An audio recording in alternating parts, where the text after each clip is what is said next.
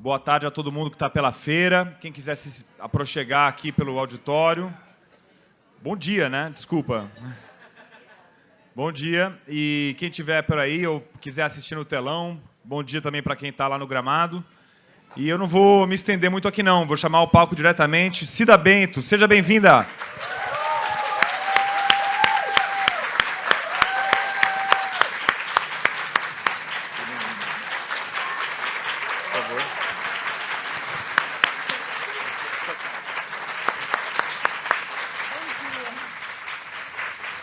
Bom dia.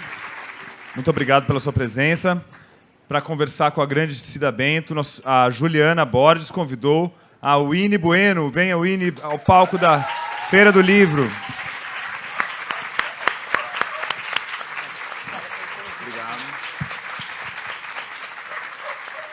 E, bom, quem já passou por aqui sabe que a responsável por esse encontro é a nossa colunista Juliana Borges, que eu convido ao palco mais uma vez aqui. Grande Juliana, palmas para Juliana. É uma alegria muito grande poder contar com o trabalho da Ju e com a o entusiasmo dela em promover esses encontros aqui. Então, Juliana, muito obrigado. Queria lembrar que após o debate, as autoras vão assinar livros ali na Livraria Dois Pontos, certo? Então eu agradeço a vocês pela presença e vamos lá. Ju, estamos com você. Obrigado. Oi, estão me ouvindo?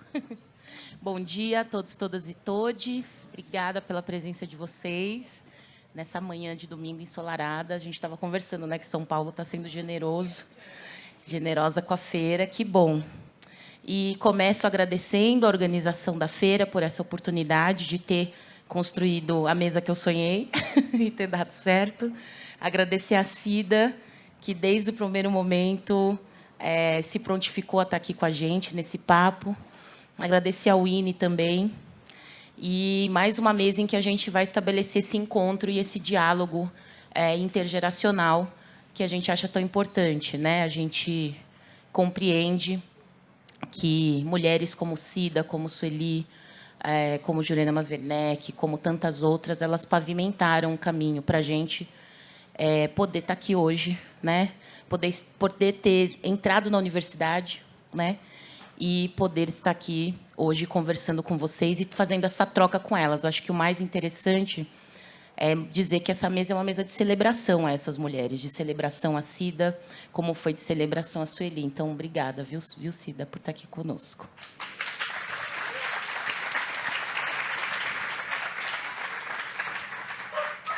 Eu vou apresentá-las, então, aqui para vocês. Não que... Acho que elas dispensam apresentações, mas acho importante, né? Então, a Cida Bento, ela cursou magistério, trabalhou como professora. Depois, ela se formou em psicologia, né, e passou a se dedicar à área de recursos humanos, né? Trabalhou como recrutadora, chefe de seleção, executiva de RH e se especializou, portanto, nessa área, né? Ao lado de Vair Augusto dos Santos e Edio Silva, ela fundou, em 1990, o Centro de Estudos das Relações de Trabalho e Desigualdades, o CERT, do qual é hoje conselheira. Em 2002, ela defendeu a tese de doutorado Pactos Narcísicos no Racismo, Branquitude e Poder nas Organizações Empresariais e no Poder Público. Foi professora visitante na Universidade do Texas e, em 2015, foi eleita pela The Economist como uma das 50 pessoas mais influentes no mundo no campo da diversidade.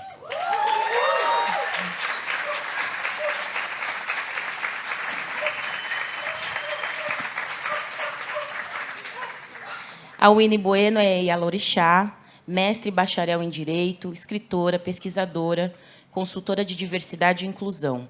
Autora do livro Imagens de Controle, um conceito do pensamento de Patrícia Hill Collins, que esteve conosco aqui na feira, fruto da sua dissertação de mestrado. É criadora da Winnieteca, iniciativa que, de 2020 a 2022, promoveu e facilitou o acesso de pessoas negras a livros de todo gênero. Então, a gente tem aqui mulheres de peso aqui. Então, eu vou começar. A minha ideia aqui é sempre estabelecer o diálogo entre as entre as obras de ambas. Nós teremos esse papo durante cerca de 1 hora. Tem o pessoal aqui da organização da feira ao lado, que estão com papeizinhos, se vocês quiserem escrever perguntas, que a gente vai ter 15 minutos para as perguntas de vocês aqui. Se tiverem muitas, eu vou ter que selecionar. E depois a gente vai para os autógrafos ali na tenda da livraria 2 Pontos. Então, o título da Winnie, do livro da Winnie, né, que Você Não Acredita em Mim? Ontem eu perdi o meu. Ficou com a Patrícia. O título do livro da Winnie, ele parece que é um bom ponto de partida para a gente discutir pacto narcísico da branquitude. E eu penso isso porque é um fio condutor, né? Um fio condutor da Winnie no livro é o silêncio. E no livro Pacto Narcísico, Pacto da Branquitude, a Cida vai falar de invisibilidade e esquecimento da memória, né? Que esse pacto promove. Então, se por um lado o racismo e sua violência nos silencia, o pacto narcísico também é permeado pelo silêncio da invisibilidade. Então, gostaria que ambas falassem sobre esse silêncio, né? Para mim, foi uma questão que me bateu muito forte, porque eu, particularmente, sou uma pessoa que gosta muito do silêncio, da solitude. Mas, obviamente, eu entendo que uma coisa é a gente ter o silêncio como escolha e outra coisa é a gente ter o silêncio e a invisibilidade como imposição. Então, por isso, eu gostaria que vocês duas começassem a falar desse silêncio e dessa visibilidade que me parece que são constituidoras, né, desse pacto narcísico da branquitude. Aí depois a gente entra mais a fundo na obra do pacto narcísico aqui. Quem começa? Cida ou Winnie? Esse aqui está funcionando? Tá. Bom, primeiramente, queria agradecer, na figura da Juliana, a 451, por esse convite, que tem muitos significados para mim. É muito importante estar aqui e ver essa praça cheia de pessoas. Eu comentava com Juliana como eu sempre fico muito emocionada quando eu estou diante das minhas mais velhas, Cida, Sueli, Jurema, Lúcia, e vejo elas serem aplaudidas de pé, né? Porque esse é um processo que, há 15 anos atrás, quando eu tinha 16 anos, e lia o que a Cida, o que a Sueli, o que a Jurema escrevia, a gente não via, né, espaços como esse, cheios, repletos de pessoas para ouvi-las. Então, é muito bonito, é muito caloroso ver que esse processo, sobretudo a partir da política de ações afirmativas, né, como a gente também acabou levando para as universidades e reivindicando que esses escritos, que essas obras fossem lidas e rompessem com o silêncio e com a invisibilidade dessas pessoas. E o meu livro tem um fio, né, como a Ju disse, muito próximo dessas autoras, né, de Cida, de Sueli, por 2 razões, né? Por elas, de fato, serem antecessoras, né, de uma luta que eu recebi a partir da minha mãe, mas também a partir delas, e também porque elas são minhas interlocutoras de pesquisa nesse momento, né? Eu estou produzindo, terminando, esperamos que até dezembro, a minha tese de doutoramento, e na tese eu discuto justamente os processos de articulação de conhecimento, que eu tenho chamado, né, de conhecimento solidário, a partir dos selos intelectuais, que também é um conceito que eu estou cunhando, que essas mulheres organizaram ao decorrer das suas vidas, né? E aí, quando eu comecei a escrever a tese e estudar, enfim, ver, sobretudo na obra da Cida, eu assisti muita entrevista, li muito artigo, percorri muito, e tem uma entrevista em especial em que Cida fala sobre a vontade, né, de ser reconhecida enquanto uma teórica.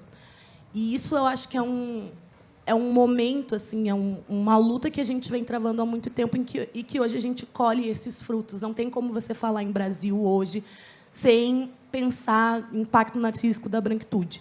A própria branquitude já assume isso, né, que, para pensar relações raciais no Brasil, você tem que pensar toda a estrutura de privilégio que a branquitude acumulou na história desse país, fazendo com que 50% da população, fazendo com que nós, pessoas negras, não acessassem uma série de direitos e de oportunidades, né? Então, esse silêncio ele não é resultado do além, né? Esse silêncio sobre a intelectualidade de pessoas negras, sobre o trabalho de pessoas negras, sobre a história das pessoas negras, ele tem uma forma e um objetivo muito específico, né? Que é de realmente consolidar a ideia de supremacia branca e, ao mesmo tempo, consolidar para pessoas negras uma ideia de que nós nunca vamos estar no mesmo lugar, né? no mesmo patamar. Né? E a gente tem visto cada vez mais que isso não é uma realidade. Então, a geração depois da minha, eu tenho 35, né? Então, vocês imaginem por aí que a geração depois da minha vai ver coisas muito diferentes, já vive coisas muito diferentes. Né? Eu sou de uma geração que colheu uma série de políticas e uma série de afirmações estéticas, políticas, éticas da geração de Cida, de Sueli. Então, eu passei pelo processo de autoafirmação estética, que provavelmente essa geração, a geração, né, dos filhos e filhas, né, da minha geração, já vai passar de outra forma, justamente por ter isso mais afirmado, né, por ter isso mais diluído, por ter isso mais concretizado, tanto para as famílias negras, né, quanto para elas mesmas. Hoje é mais comum você ter a possibilidade de ver uma atriz negra sendo reverenciada, como a gente está vendo com a Clara agora no Vai na Fé. Hoje é mais possível você ver diferentes pessoas negras ocupando espaços na mídia, mas ainda é um desafio quando a gente pensa em estrutura de poder. Né? Então, se, por um lado, a gente avançou e ganhou muito no que diz respeito à representatividade estética, no que diz respeito à possibilidade de a gente ocupar lugares de visibilidade, por outro lado, a gente ainda está em um processo de disputa de poder no que diz respeito às ações políticas, no que diz respeito às estruturas sociais, no que diz respeito à possibilidade de a gente efetivamente ser lido enquanto pessoas, né? Ser lido enquanto seres humanos. Então, esse processo de pensar o pacto narcísico da branquitude, junto com a ideia de descredibilidade, sobre como a própria branquitude vai criando formas de descredibilizar pessoas negras, especialmente mulheres negras, que é o que eu trago no livro, também foi um exercício de autorreflexão, né? Uma espécie de autoetnografia. Assim. Depois, quando eu terminei, eu ainda pensei, nossa, eu podia ter entregado isso como tese, eu já tinha resolvido 2 coisas. Mas aí já era tarde, eu já tinha publicado o livro, então eu vou ter que fazer 2 coisas. No sentido de que eu trago muitas experiências vividas, minhas, né, atravessadas por esses escritos dessas mulheres que também me ajudaram a entender que eu não era culpada pelas situações de violência que eu vivi.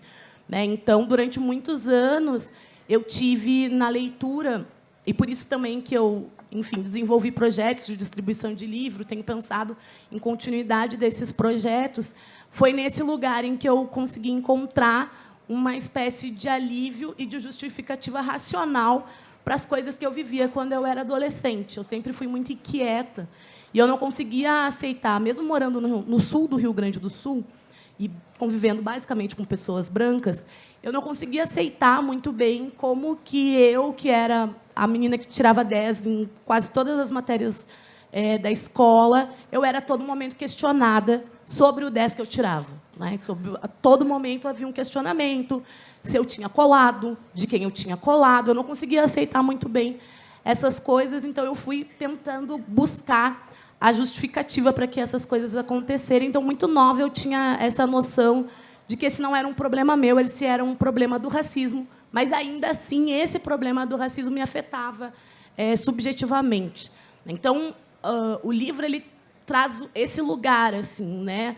O lugar dessa adolescente, dessa mulher e de outras mulheres negras, de outras adolescentes negras, de outras crianças negras, que, ao mesmo tempo que sabem, que têm certeza, né? Tem esse raciocínio de que essas violências são oriundas do racismo, ao mesmo tempo, não tem como você simplesmente desconectar o que você sente quando a sua alma rasga por essa violência racial. Né? Então, a ideia do livro é um pouco essa, assim, foi sofrido escrever.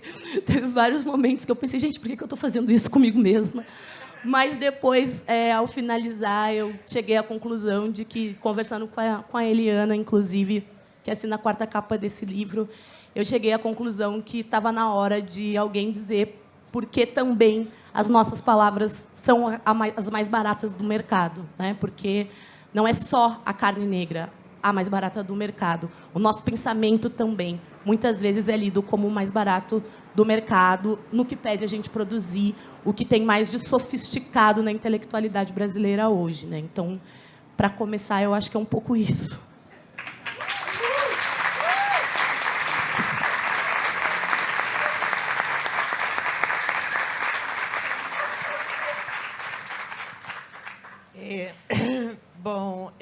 Bom dia.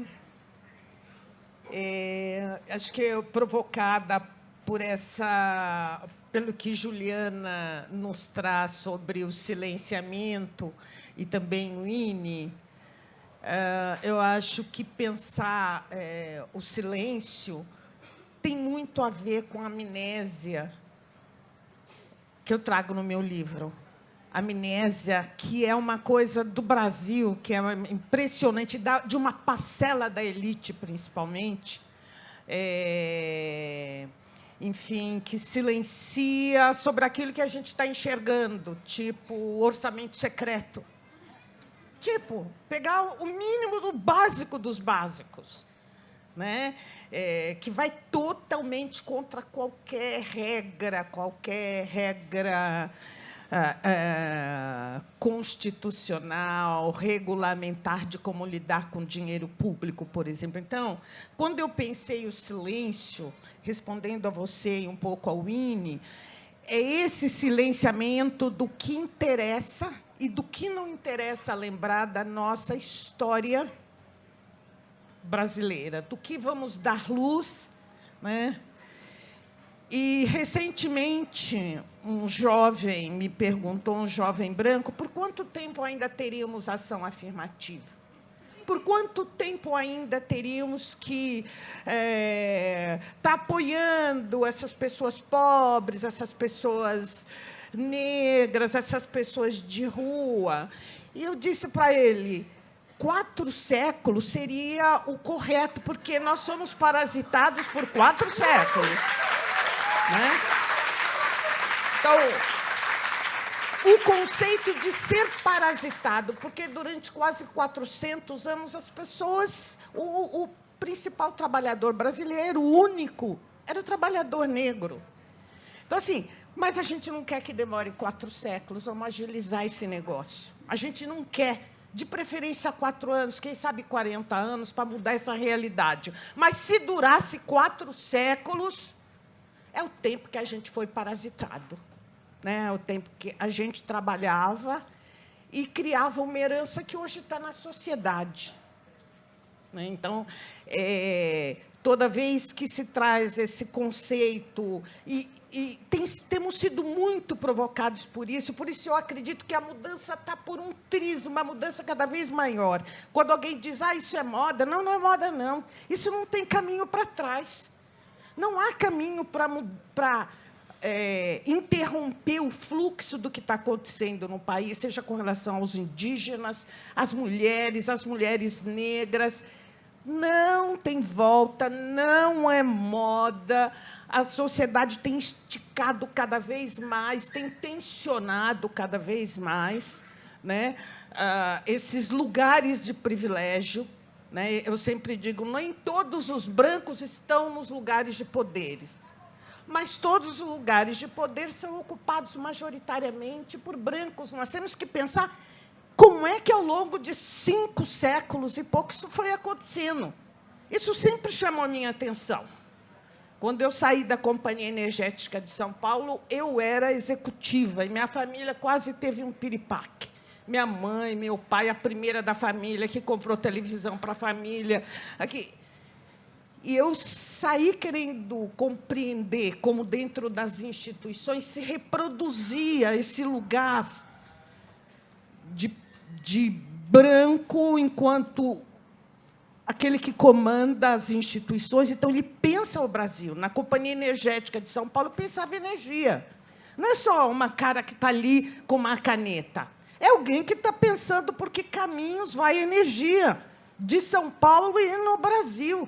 Então, estar num lugar de poder, estar num lugar de comando, e esse lugar ser monolítico, vai na direção de um determinado grupo, do que aquele grupo concebe que é o caminho que deve ser seguido. Então, o pacto narcísico ele tem essa característica. Quer dizer, não como nós, brancos, entramos nesses lugares, mas como nós perpetuamos esses lugares. Como nós convencemos ao nosso grupo e ao grupo deles, dos outros, que a gente está legitimamente, a gente tem mérito. Nosso sistema é meritocrático. Então, tem alguma coisa que faz com que nós, brancos, ocupemos os lugares de poder. Né? Esse mérito, essa beleza nossa, essa competência nossa branca.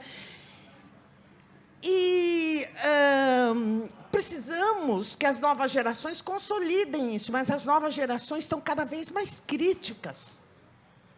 As novas gerações brancas também recebem esse legado, mas quando começa a discutir como é que esse legado, todo sujo de sangue e de expropriação que eles estão recebendo como herança, porque foi assim que foi a escravidão no Brasil, não é não? Se as pessoas não marcam seu pet com ferro, mas nós, negros, nossos antepassados foram marcados com ferro. Então, tem muito sangue, tem muita expropriação, tem muito estupro nesse nosso passado. Que os nossos meninos brancos e negros, nossas meninas brancas e negros, têm que saber que essa história aconteceu para olhar para o hoje e ver o ontem no hoje, sancofar, como a gente fala. Sancofar é olhar para lá, ver o que aconteceu, como se constituíram essas heranças, né? Como se constituíram as mineradoras, porque nós estávamos lá nos trabalhos mais horrendos, nas minas, trazendo as pedras preciosas e o ouro que foi auxiliar a Inglaterra a ser hoje um país civilizado. Né? Então, eu sempre digo, vamos rediscutir o conceito de civilização. Porque, se você sangrar a África, Brasil,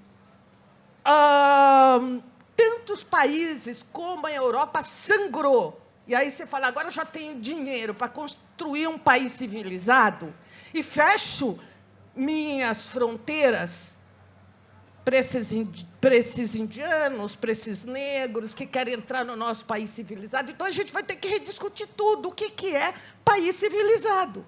O que é país de primeiro mundo?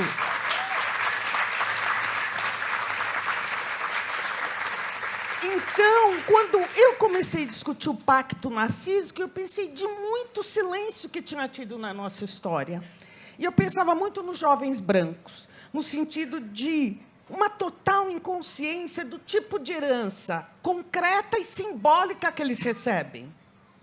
Né? Então, eles ficam se perguntando até quando vai ter esse negócio de cota? Até quando vai ter esse negócio de ação afirmativa?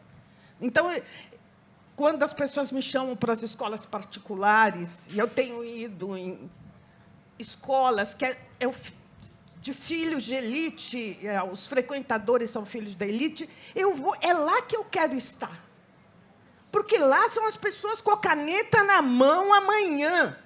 São os operadores de direito que vão dizer, eu não achei nada de mal em amarrar um negro e carregar ele para lá e para cá. Não vi tortura nisso, não. Né? É lá que essas pessoas estão sendo formadas, nessas escolas, que dizem que são boas. Mas essa elite que está fazendo isso não estudou na favela. Onde é que ela estudou? E aí a gente tem que rediscutir o conceito de boa escola também. Por quê? Porque nossos empresários, esses aí que compram voto, que financia golpe, eles estudaram na favela, subiram o morro, amassaram o barro lá. Não foi lá, gente, não foi lá. Então, o conceito de boa escola também precisa... O que é uma boa educação, uma boa escola, precisa ser discutido por nós. O que está sendo ensinado para os nossos filhos brancos, negros, mas principalmente brancos, porque são eles que estão lá. Que Europa eles aprendem? Que Estados Unidos ele aprende? Que Brasil eles aprendem? Né? Então, é nesse sentido que eu trago esse conceito de pacto narcísico da branquitude, que podia ser pacto narcísico da masculinidade, que podia ser pacto narcísico da classe alta, que podia ser pacto narcísico do cisgênero. É como determinado segmento, ao estar num lugar de poder e ao receber uma herança que vem lá, como é que ele se reproduz e como ele lava do sangue, da expropriação e transfere para os seus jovens, as novas gerações, como uma coisa fruto de mérito. Como é que nós vamos ajudar que as nossas boas escolas ensinem um pouco para os nossos jovens, porque é que hoje a gente tem ação afirmativa, né? Porque é que hoje a gente tem políticas de diversidade, de equidade, por que a gente tem que acelerar esse negócio, porque não tem país democrático, se a gente não dá esse salto de que o país tem que ser para todos. Obrigada. No começo é isso.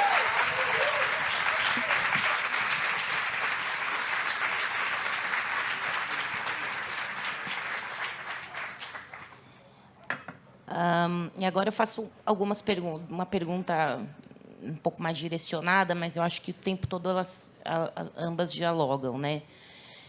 Para a Winnie, tem um momento no livro no qual ela fala sobre sensibilidade, né? Sobre sermos criadas para sermos fortes. E a nossa geração ela tem se debruçado sobre essa questão da humanização, né? Não sem ter esse pavimento sendo construído pelas gerações anteriores. Mas eu trago essa questão lembrando de Bell Hooks, né, que vai afirmar amor como verbo e raiva como um sentimento de direito de humanidade.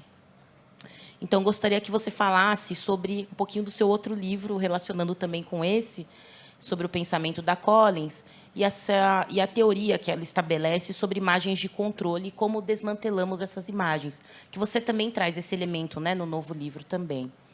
E, para a Cida em Diálogo, eu gostaria que ela relacionasse essa dessensibilização, ela já falou um pouquinho disso, mas aprofundasse essa dessensibilização às nossas vidas, em como a partir de como a branquitude se constitui, né? Ela se constitui nos dessensibilizando, nos desumanizando, criando essa ideia do outro, né?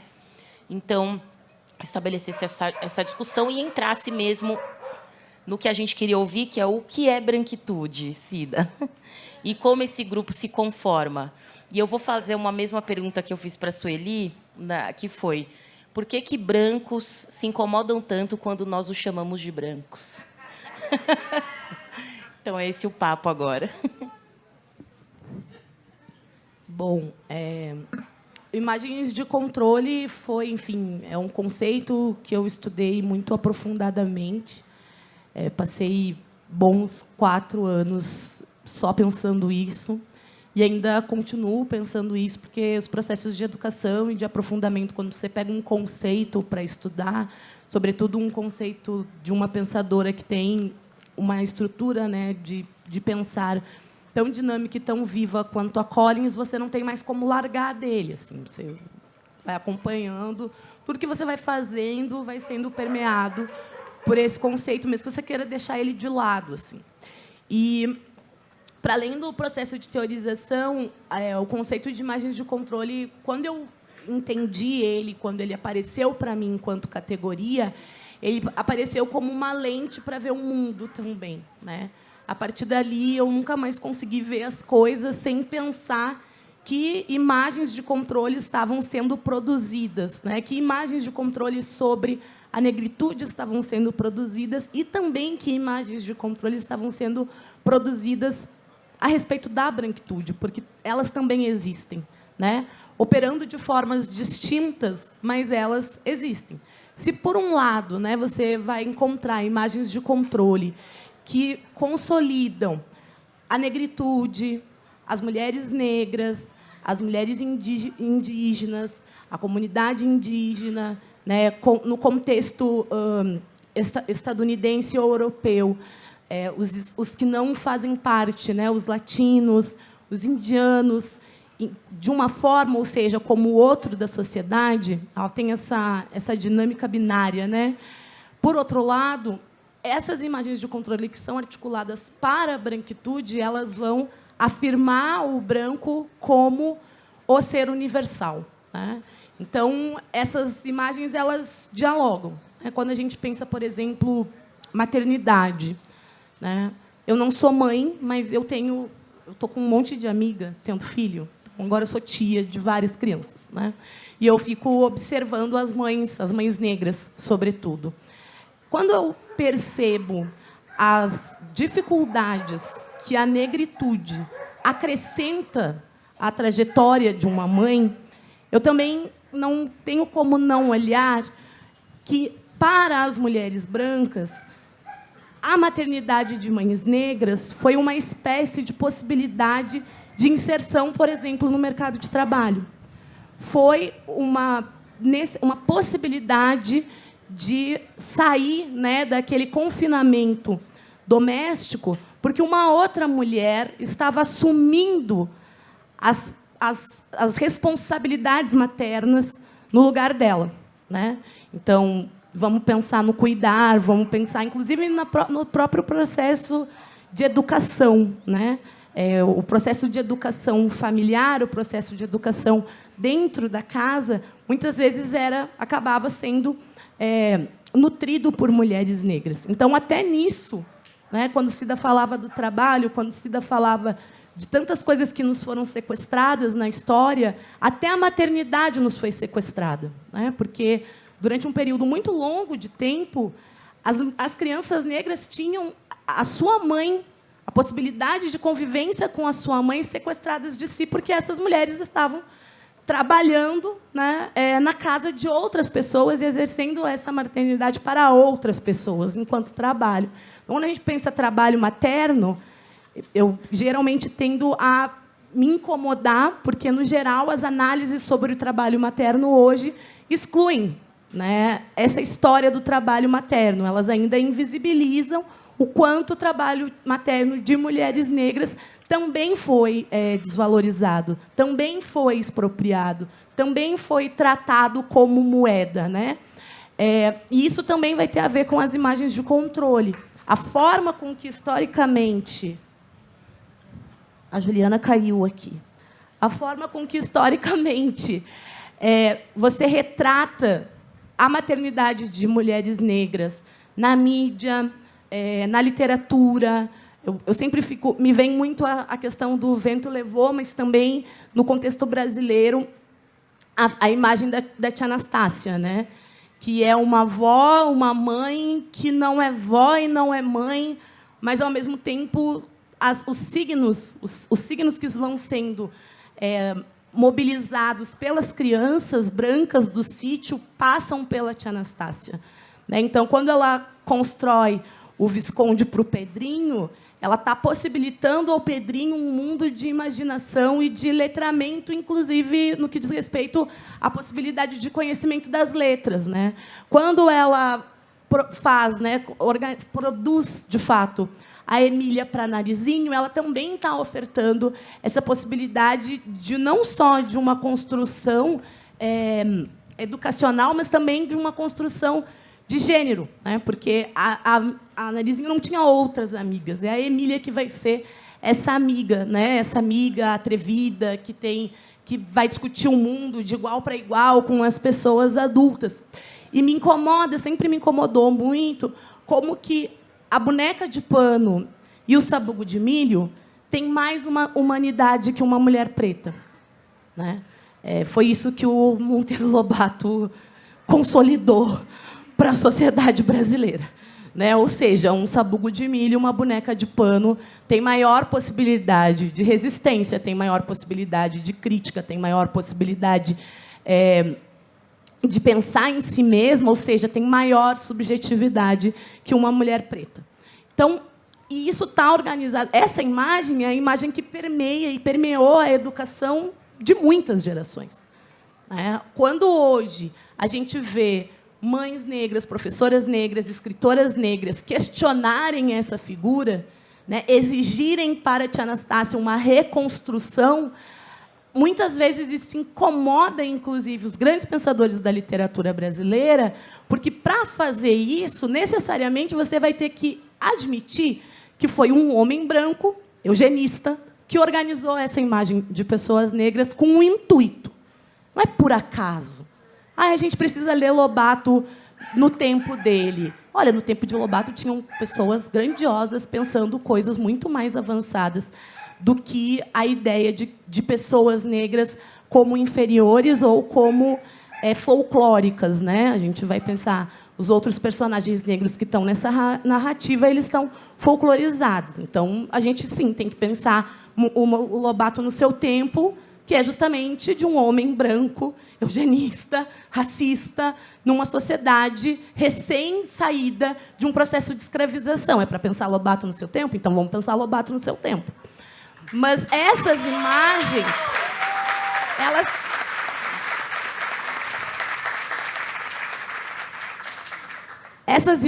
elas vão sendo desafiadas pelas mulheres negras, né? Elas não pairam na estrutura do poder de forma estática, né? É isso aí, e a gente vai seguindo, vendo a sociedade fazer o que quer da nossa história, das nossas narrativas. Tem um processo de resistência, né? E esse processo de resistência ele tem múltiplas camadas, né? E aí Ju falava para a gente, quando ela falou, eu gosto tanto do silêncio, né?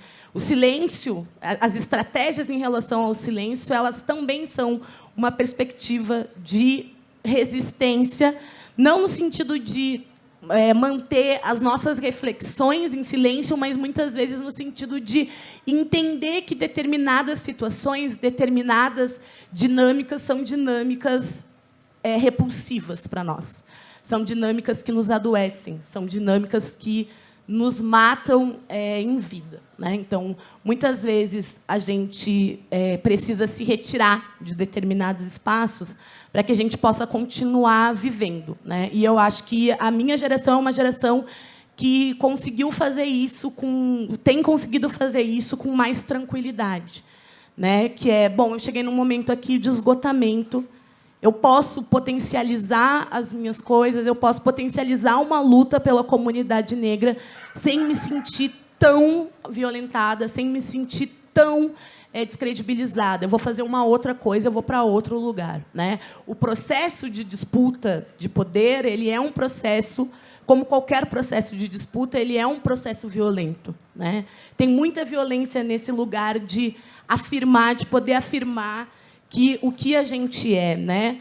E como tem esse processo de violência, a gente também vai precisar do que a Collins vai chamar de espaço seguro, né? E o espaço seguro ele tem ficado cada vez mais rareado, né? Conforme o capitalismo avança, mais raros vão ficando esses espaços. Muitas vezes a gente acha que a gente tem um espaço seguro, sei lá, num grupo de internet. E só a ideia de ter um espaço seguro num grupo na internet, por si só, já é assim, gente, não, né?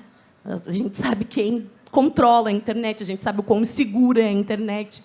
Então, mas a gente tem uma dificuldade, a gente tem esse sequestro, então a gente vai tendo uma dificuldade de pensar espaços seguros que se constituam, por exemplo, na casa de uma mais velha, em que a gente não precise reunir 500 pessoas, a gente pode reunir 10.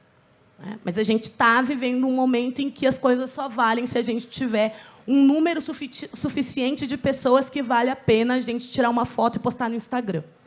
Né? A gente está vivendo um momento em que encontrar as pessoas necessariamente demanda expor esse encontro às redes sociais. Né? A gente tem trocado, muitas vezes, as dinâmicas das nossas próprias vidas pela rede social, e isso vai fazer com que as redes sociais reais, essas que constituem espaços seguros, muitas vezes estejam esvaziadas. Então, a gente vai tendo também dificuldade de articular essas autodefinições que vão justamente desmantelar o que a gente chama de imagens de controle, né? Mas aí a gente tem outros espaços que também são constituídos enquanto espaços seguros. A leitura e a literatura é um deles, né? Então, a produção, a maior produção de escritos de mulheres negras, estou vendo a Eliana aqui sentadinha com a gente, ela vai possibilitar pensar e estar em lugares outros, especialmente quando essas mulheres experimentam uma escrita que não necessariamente seja atravessada pela exposição da violência racial. E eu acho que cada vez mais a gente tem feito isso, né? Tem se permitido escrever e pensar num lugar até um tanto utópico, assim, tipo, ok, eu vou escrever sobre a vivência e a experiência de uma mulher negra sem que o racismo seja o grande tema, né? Sem que a questão racial ela esteja como um tema, mas pensando, sim, a mulher negra enquanto tema, né? Enquanto tema vida. Então, experimentar isso também é uma possibilidade de constituição de um espaço seguro, né? Tanto na literatura quanto na produção de teoria. Então, a gente vai... E aí, quando a gente vai vendo as editoras, as editoras grandes, né, comprando essa ideia, comprando a possibilidade, entendendo que esses livros, né, que publicar Cida Bento é publicar um best-seller, porque ele vai ser lido, porque as mulheres negras vão procurar esse livro e elas vão comprar esse livro, mesmo aquelas que já leram a Cida em tese, que já ouviram a Cida inúmeras vezes, elas vão comprar aquele livro porque elas sabem que de 2002 para 2022 passaram 20 anos. Passaram 20 anos para que a gente tivesse a possibilidade de acessar a obra da Cida de maneira tão didática, de maneira tão... É um livrinho que você bota dentro da bolsa, você abre ele no metrô, enquanto você está indo para casa. Você lê ele numa ponte aérea, né? Você consegue acessar de maneira tão didática esse pensamento, e isso vai vender, né? E aí a gente também precisa pensar isso, né? E aí vou aproveitar que a gente tem um monte de gente aí de grande editora para fazer essa provocação também, né? O que é feito com o lucro desses livros? Né? O que é feito com o lucro dos livros de Cida, dos meus, de Sueli? Quantas comunidades recebem uma parcela desse lucro em forma de livro? Né? Quantas periferias recebem uma parcela desse? Porque dá lucro, gente, eu sei que dá lucro. Também estou assinando com uma editora grande, eu sei que dá lucro. Quanto disso vai, né, para esses lugares onde, efetivamente, é fundamental que chegue as palavras de Sueli Carneiro, que cheguem as palavras de Cida Bento, que cheguem as minhas também, especialmente para que essa população, sobretudo a população mais jovem, ela possa se perceber enquanto produtora de conhecimento, né?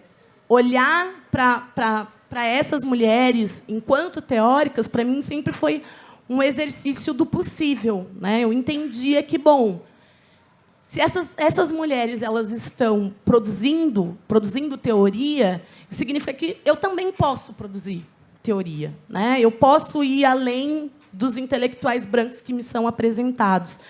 Especialmente na minha trajetória política, isso foi muito importante. Eu posso ler a sociedade brasileira para além da intelectualidade branca de esquerda. Eu posso ler a sociedade brasileira a partir do que a Cida escreve. Eu posso ler a sociedade brasileira a partir do que a Sueli escreve. Posso ler a sociedade brasileira a partir do que a Jurema Werneck escreve, ou do que Lúcia Xavier escreve, que é uma grande analista de conjuntura. Então, eu acho que isso também é reverter as imagens de controle, sabe? Fazer essa perversão no sentido da perversão mesmo e nos colocar num lugar muito diferente do que a branquitude costuma nos colocar.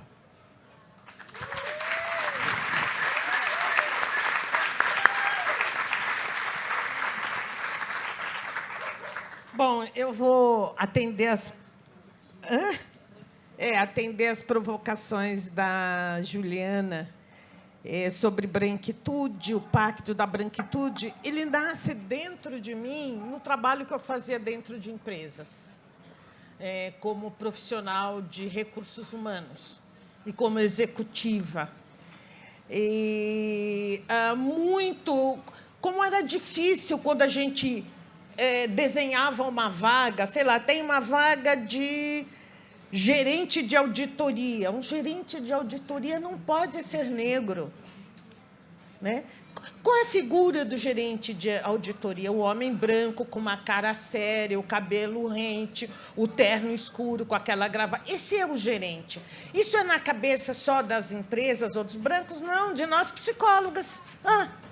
Nós aprendemos em todo canto quem é que lidera nesse país, quem é que comanda, quem é que diz como é que são as regras. Todas nós, psicólogos, a Cida começou a se perguntar enquanto no processo de julgamento, digamos, de uma seleção de pessoal. Né? Quem é o cara mais adequado quando eu começo uma vaga com 100 e chego ao final, depois de um monte de processos, entrevistas, testes, blá, blá, blá, eu chego a 5. Daqueles 5 tem um homem negro, um homem branco, nunca tem, imagina, mas vai dizer que eu tivesse. Um homem negro, um homem branco, uma mulher negra. Quem é o cara que só de olhar eu já sei que é só dar caneta na mão que ele sabe decidir? É o homem branco. Então, nesse debate, questionando isso na Companhia Energética de São Paulo, onde eu era chefe de RH, é que eu comecei a pensar sobre perfis. Que perfis estavam dentro de nós? Não nas outras pessoas, mas dentro de nós. O que eu tinha aprendido na televisão, no livro didático, em todo canto? O que eu aprendi? Nos lugares onde eu trabalhei, o que eu aprendi? Que quem comanda é branco, quem pensa é branco, qual é o lugar que a gente teria que ocupar. Então, o Pacto da Branquitude tem isso. Meu filho, Daniel, ele sempre chama a atenção que eu preciso distinguir branquitude de branco. Pacto da branquitude de pacto, tipo pacto dos brancos. Você precisa distinguir. Você precisa trabalhar melhor o conceito de branquitude, que eu vejo nas suas falas, que é um pacto de dominação, e separar o que são brancos e tal. Bom, quando eu penso brancos, eu sempre penso um segmento que, querendo ou não, se beneficia dos 4 séculos de escravidão, dos 500 e poucos anos de história que o Brasil tem. Se beneficia, querendo ou não. Sendo contra ou a favor de racismo, não importa. O que os antepassados deles fizeram criou uma estrutura concreta e simbólica de como as pessoas pensam, de como as pessoas traduzem o seu pensar nas teorias, na televisão e tal. Criou uma estrutura que favorece as pessoas brancas, mas nem todas elas exercem a branquitude, que é o exercício concreto, com uma caneta na mão, é o exercício de consolidar essa herança, limpar essa herança, consolidar e transmitir de uma maneira, como se fosse um mérito, uma meritocracia. Então, quando eu penso o pacto da branquitude, eu penso o pacto da masculinidade, o pacto dos grupos para os quais as instituições funcionam. E sou otimista porque tenho visto isso mudar o tempo inteiro. Provavelmente, a organização em qual eu trabalho é uma das que mais trabalha por dentro de organizações que são brancas, porque o incluído é branco. Não adianta achar que eu vou mudar as estruturas sem pensar que tem um diálogo com o branco, porque é ele que está com a caneta na mão em qualquer uma dessas editoras aqui, que eu não vi. Pode ser que tenha algumas que tenha todo um board negro e tal. Mas o branco é a criatura que está em todas as instituições das quais eu entro para trabalhar a equidade. Então, já aprendi que a masculinidade, o cisgênero, o branco, a pessoas sem deficiência são pessoas com as quais eu tenho que dialogar sobre indígena, mulher negra, negro, quando eu estiver dentro de uma instituição, seja ela pública, privada, da esquerda ou da direita, e do centro. Porque se vocês me mostrarem aquela estrutura da direita ou da esquerda que tem igualdade de gênero, de raça, por favor, me apresentem para a gente. Estou falando, porque não é assim em canto nenhum. Né? Então, o Pacto da Branquitude ele nasce com esse conceito de discutir a relação de dominação dentro das instituições, entendendo que as instituições são os pilares de uma sociedade que quer ser democrática. Então, elas não podem ser monolíticas, elas não podem ser bolhas brancas em sociedades diversas. Elas têm que ir mudando, e não é fácil. Então, o meu trabalho tem sido sempre fazer um diagnóstico que não é só um censo ou um diagnóstico qualitativo, mas tentar observar dentro de uma instituição onde estão negros, brancos, quais as dificuldades de promoção, quais as dificuldades de ocupar lugar de chefia, de contratar serviços de organizações lideradas por mulheres, de organizações lideradas por negros. Isso é muito difícil. Uma grande corporação não faz isso, e também não faz isso grandes secretarias.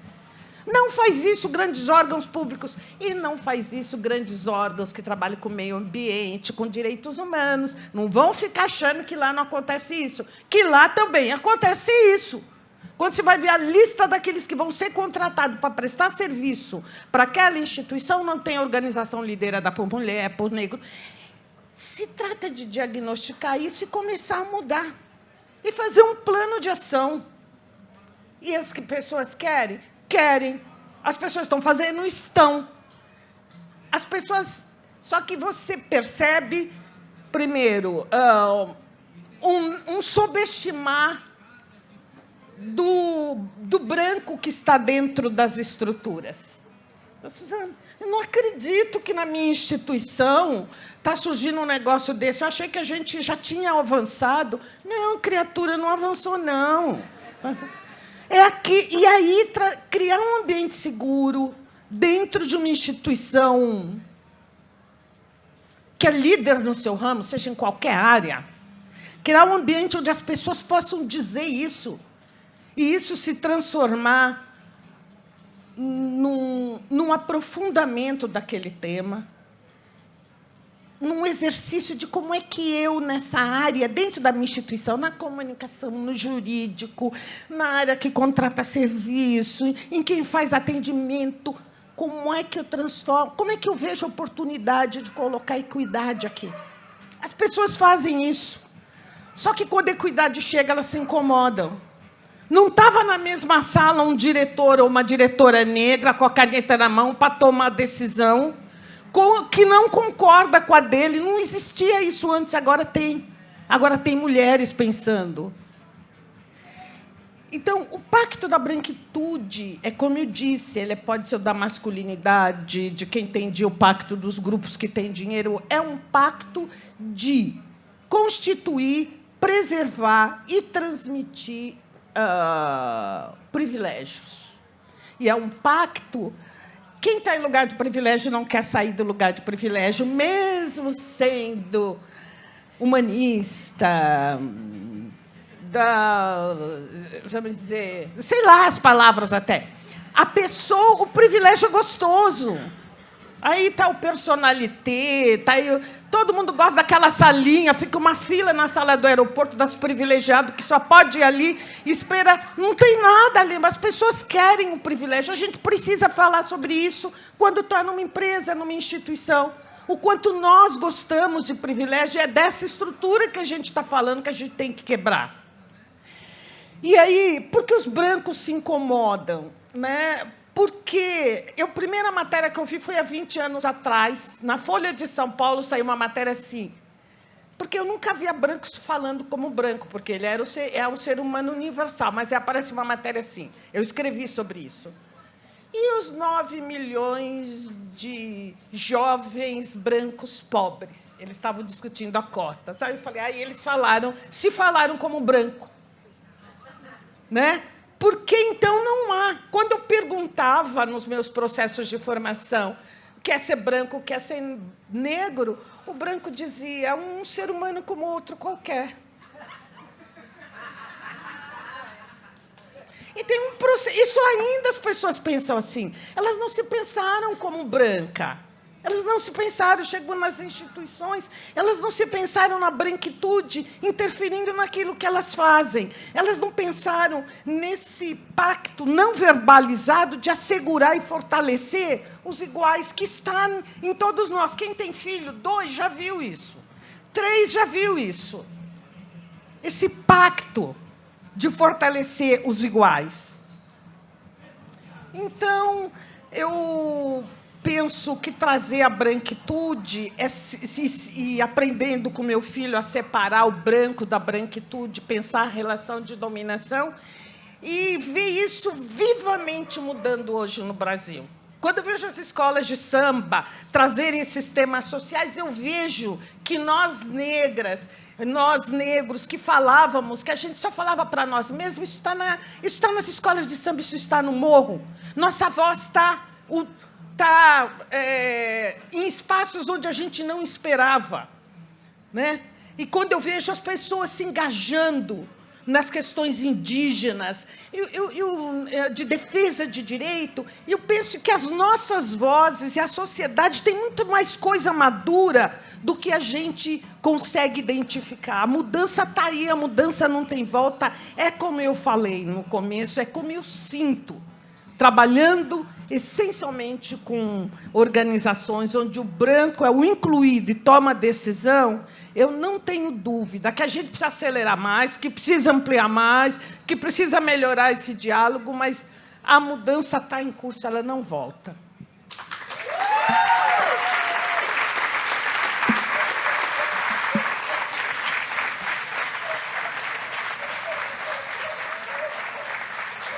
Agora eu vou para as perguntas que vieram aqui. Vieram muitas, então eu tive que selecionar algumas aqui.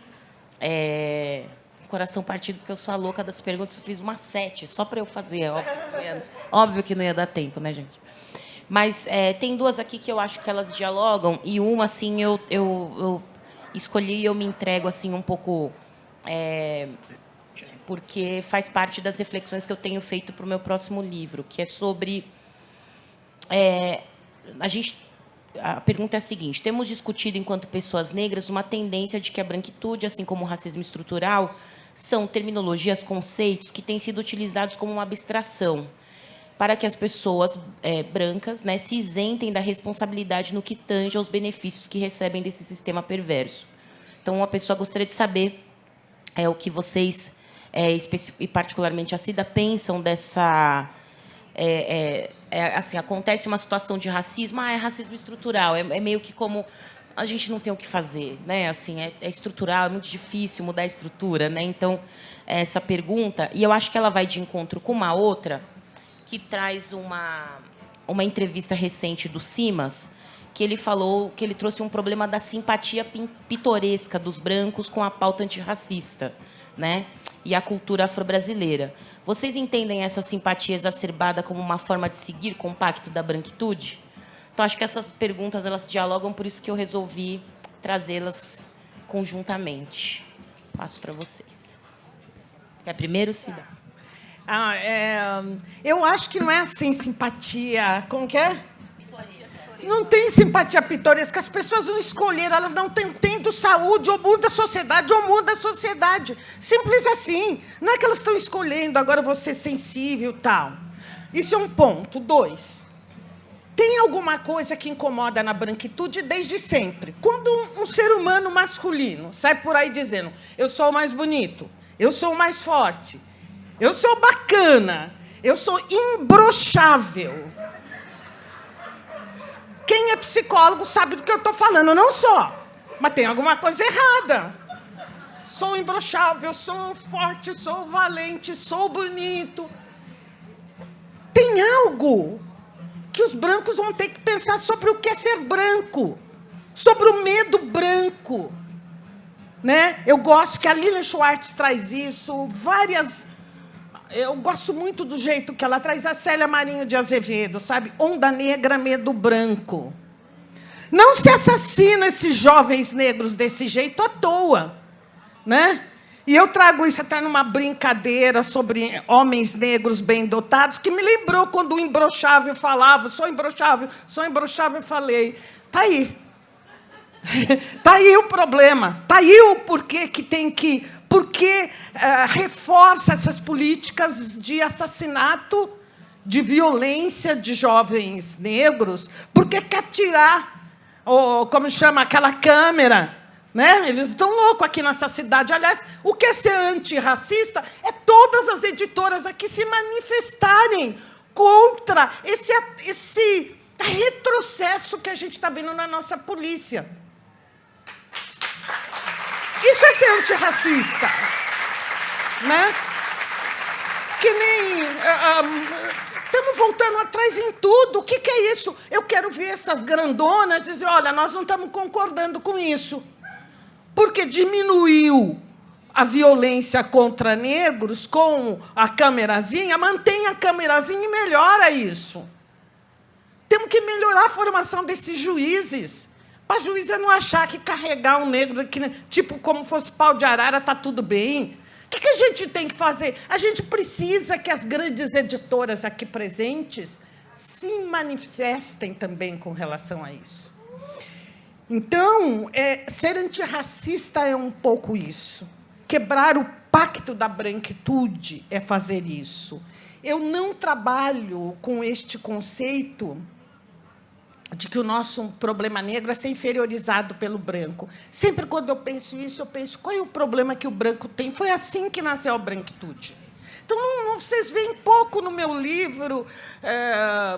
Eu também não gosto de trabalhar, mas deveria trabalhar mais com isso como psicóloga, sobre o impacto do racismo nos negros. Porque eu sempre tenho a minha tendência a ver qual é o problema lá do outro lado.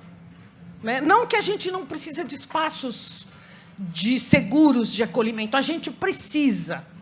Mas quando eu, como negra, sou tratada como inferior, e isso acontece tantas vezes, primeiro que eu sempre tenho uma resposta na ponta da língua, já não me falta mais, mas eu sempre penso, qual é o problema dessa criatura que precisa me colocar no degrau inferior?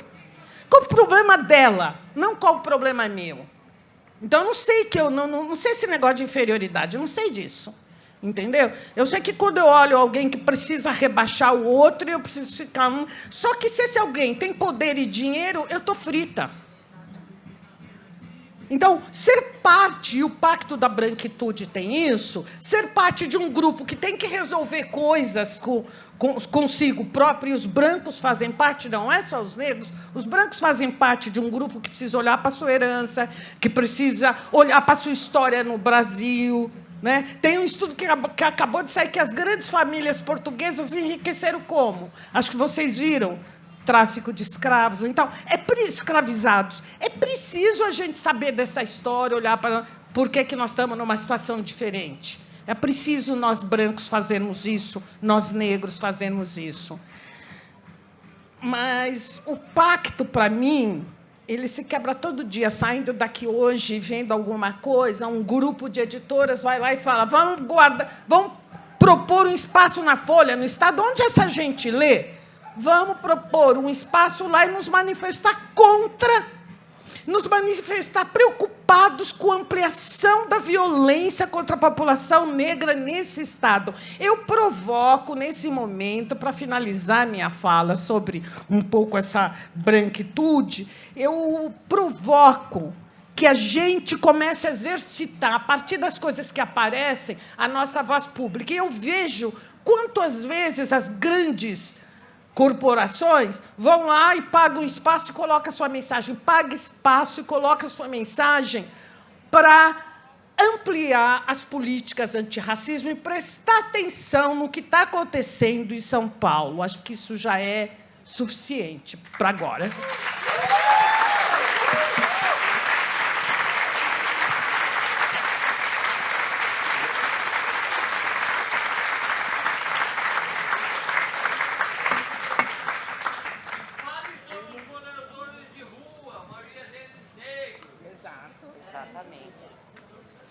Bom, depois dessa... Não só de uma provocação, mas eu acho que fica muito constrangedor para as editoras não fazerem nada diante disso, do que a Cida acabou de dizer. Eu me constrangeria. Né? Mas eu quero aproveitar, enfim, esse questionamento, sobretudo para refletir com vocês esse processo de um certo esvaziamento de algumas categorias, de alguns conceitos, sobretudo daquilo que eu chamo de palavras de luta armada, que foram articuladas pelo movimento social negro e que, nos últimos anos, elas têm sido esvaziadas, especialmente do seu conteúdo político, para se tornarem uma espécie de selo, né, de antirracismo para os brancos, né? Então, a partir do momento que se aprende alguma gama de conceitos, racismo estrutural, lugar de fala, branquitude, parece que você fez um check, né, nesses conceitos, então agora eu posso me afirmar enquanto antirracista, porque eu conheço 3 conceitos importantes da produção intelectual negra brasileira. Vocês vão ficar tristes, mas não é assim. A gente comprou o livro da Angela Davis, tem lá a Collins. A nossa biblioteca tem vários livros, de vários... E é para comprar mesmo, tá? Não deixe de comprar. De várias pessoas negras. Tem uns, inclusive, que ainda estão no plástico, porque não deu tempo da gente tirar, mas a gente faz questão de postar no Instagram que a gente comprou aquele livro, né? Porque, é importante. Mas, às vezes, a gente não consegue sequer desdobrar a fundo o que significa, mesmo quando o livro está lá na coleção Primeiros Passos, aquela antiga, que a gente tinha lá o que é racismo. E a gente lê e não consegue desdobrar aquilo, não consegue efetivamente aprender no sentido de apreensão intelectual mesmo o que essas pessoas estão dizendo, porque se a gente efetivamente entender, se a gente efetivamente conseguir afirmar que eu entendo o que significa racismo estrutural, a gente vai precisar agir de maneira mais assertiva. Se a gente, de fato, enquanto sociedade, né, e aí aqui falo não só para a população branca que acompanha essa mesa, mas também para a população negra que acompanha essa mesa. Se a gente entender, de fato, o que significa racismo estrutural, né, e entender que, por exemplo, esse racismo estrutural ele vai se desdobrar em instituições, como a Cida nos trouxe aqui, ou seja, você vai ter, dentro da estrutura do trabalho, uma série de desdobramentos que vão impedir ou vão tentar, de alguma forma, frear que pessoas negras ocupem o lugar de liderança, né? No que pese os constrangimentos, isso ainda é uma realidade. Através de várias formas, né? Inclusive de formas que são um tanto quanto silenciosas. Eu tenho estudado os processos de microagressão, né? Então, ok, você está lá na estrutura da grande empresa, e aí falando especificamente de trabalho. Você é uma pessoa negra, né? E não só da grande empresa. A gente pode pensar em, como a Cida disse, em organizações que parecem e que são, né, se afirmam enquanto progressistas, muito progressistas. É essa palavra. Muito progressistas, né? Que estão lá, enfim, fazendo ajuda humanitária, captando recursos para ajudar, né, outras organizações, movimentos sociais e tal.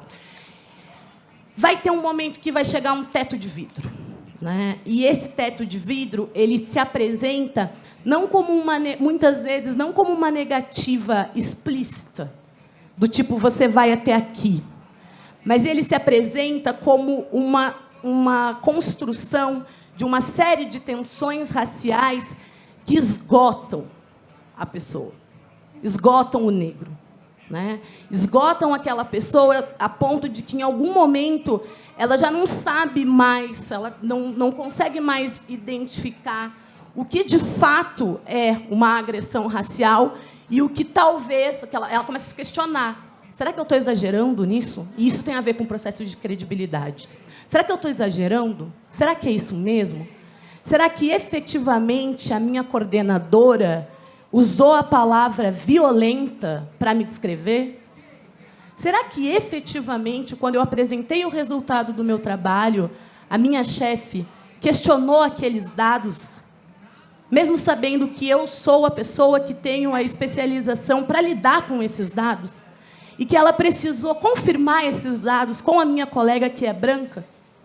mesmo que seja eu a responsável por apresentar esses dados, isso é uma forma de impedir, isso é uma forma de esvaziar, isso é uma forma de frear esses processos, né? E que ela parece sutil e parece que não é racismo, mas é.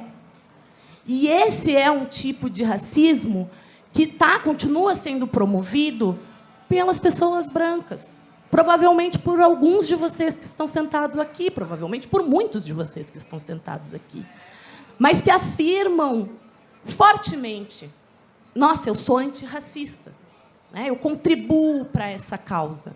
Então, tem uma espécie de uma necessidade, né? E que eu compreendo e que eu acho muito bonita, de se afirmar antirracista.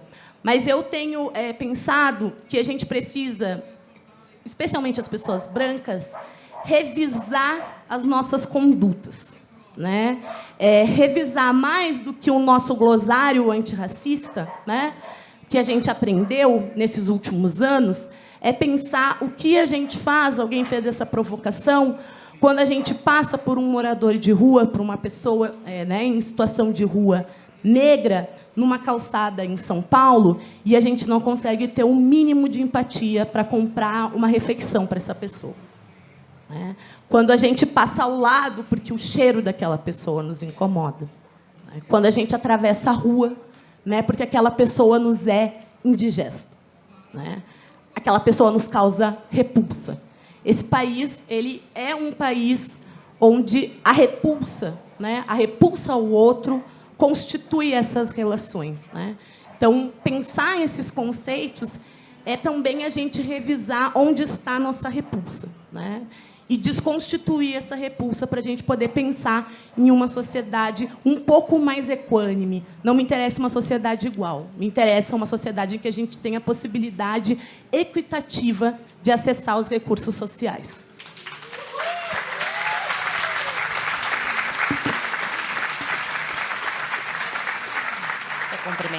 Quer complementar, Cida? Não? Bom, gente, a gente chegou ao fim da nossa mesa. Tava gostoso aqui, né? Mas agora a gente vai para a banca ali, para o stand da Livraria Dois Pontos, para as autoras fazerem os autógrafos. E a gente continua ali um pouco o papo também. Obrigada.